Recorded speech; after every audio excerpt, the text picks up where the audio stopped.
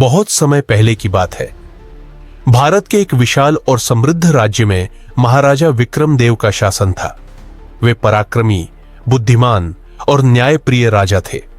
उनकी वीरता और निर्णय क्षमता की चर्चा दूर दूर तक होती थी। राज्य की प्रजा उनसे अत्यंत प्रेम और सम्मान करती थी। उनके शासन में राज्य सुख, समृद्धि और न्याय से परिपूर्ण था।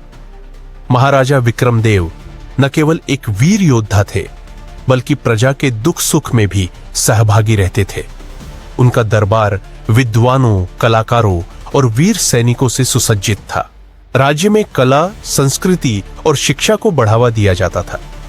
महाराजा विक्रमदेव अपनी दयालुता और न्यायप्रियता के लिए प्रसिद्ध थे। उनकी नीतियों के कारण पड़ोसी राज्य भी उनका सम्मान करते थे। उनका जीवन केवल युद्ध और शासन तक सीमित नहीं था, बल्कि वे धर्म और सदाचार के पालन में भी अग्रणी थे। उनके पराक्रम और नीति के कारण राज्य में शांति और समृद्धि बनी रहती थी।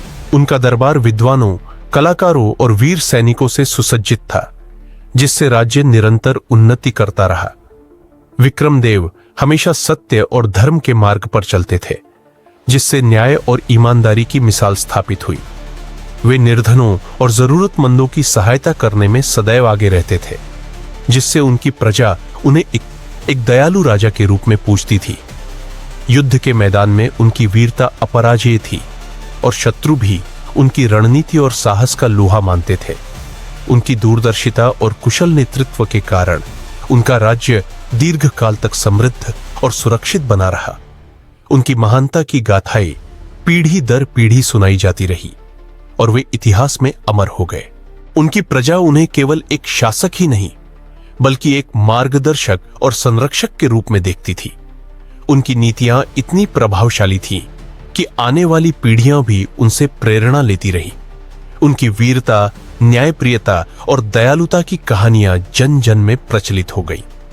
समय बीतता गया, लेकिन महाराजा विक्रमदेव की कीर्ति कभी मंद नहीं हुई। उनका नाम इतिहास के स्वर्णिम पृष्ठों में सदा के लिए अंकित हो गया। इस प्रकार महाराजा विक्रमदेव केवल अपने समय के ही नहीं, बल्कि युगों युगों तक एक आदर्श शासक के रूप में याद किए जाते रहे।